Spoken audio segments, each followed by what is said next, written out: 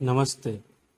Myself Jatin Kumar Bhatt, Chemistry Lab Technician, Government Engineering College, Baswada. In this module, we will going to learn about finding hardness through EDTA titration against given water. Firstly, we will learn about hardness. Hardness दो type की होती है, एक होती है temporary, एक होती है परमानेंट हार्डनेस। टेम्परेरी हार्डनेस जो होती है वो कार्बोनेट, बाइकार्बोनेट और हाइड्रोक्साइड्स की होती है। ये कार्बोनेट, बाइकार्बोनेट, हाइड्रोक्साइड किसके होते हैं? कैल्शियम, मैग्नीशियम, फेरस, एल्यूमिनियम और जिंक के। पर कार्बोनेट, बाइकार्बोनेट और हाइड्रोक्साइड जब हम बॉईल करते हैं, बॉईल करने से क्या होते हैं, ये इनसोल्यूबल कार्बोनेट में कन्वर्ट हो जाते हैं और जब हम इनको फिल्टर कर लेते हैं तो ये अलग हो जाते हैं। इसलिए ये टेम्परेरी हार्डनेस है। पर परमानेंट हार्डनेस जो होती है वो होती है क्लोराइड, सल्फेट, नाइट्रेट्स। किसके होते हैं ये? Calcium, magnesium, ferrous, zinc, aluminium. इनके लिए स्पेसिफिक ट्रीटमेंट किया जाता है। स्पेसिफिक ट्रीटमेंट है zeolite, soda lime, ion exchange और डिस्टिलेशन के थ्रू। और टेम्परेरी हार्डनेस के लिए soft titration method, HCl method, EDTA या इसको और बोलते हैं complexometric titration. Soft titration method, HCl method और EDTA और complexometric titration method total hardness निकालने के काम आते हैं।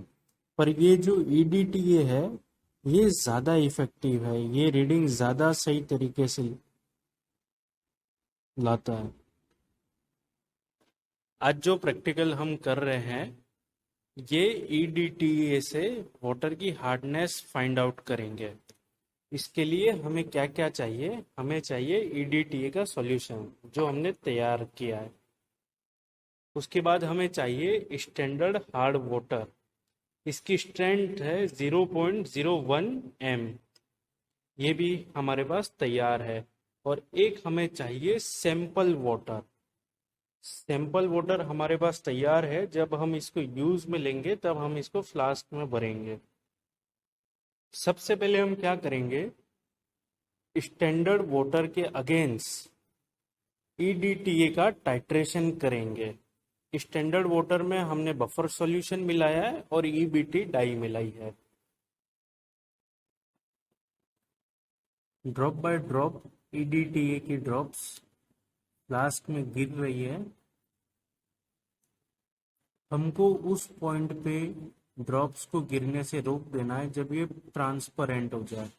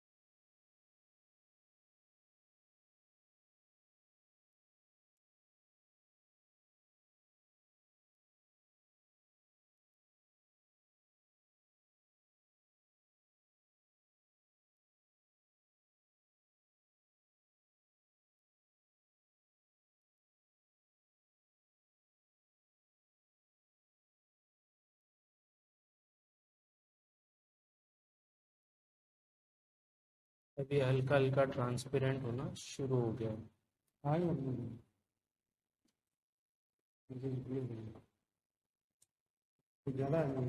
और अब ये ब्लू कलर हो गया है।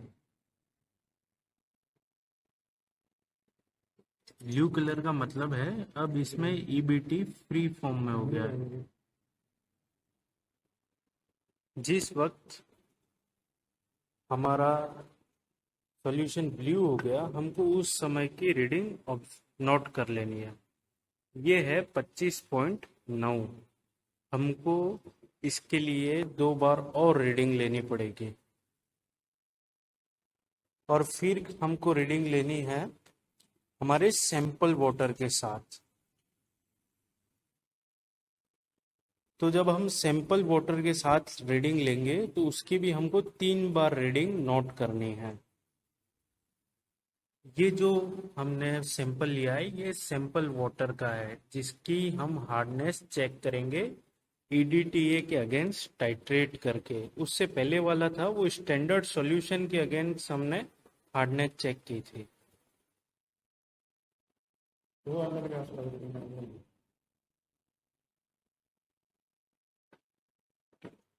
सैंपल वाटर हमारा ब्लू में टर्न हो गया है।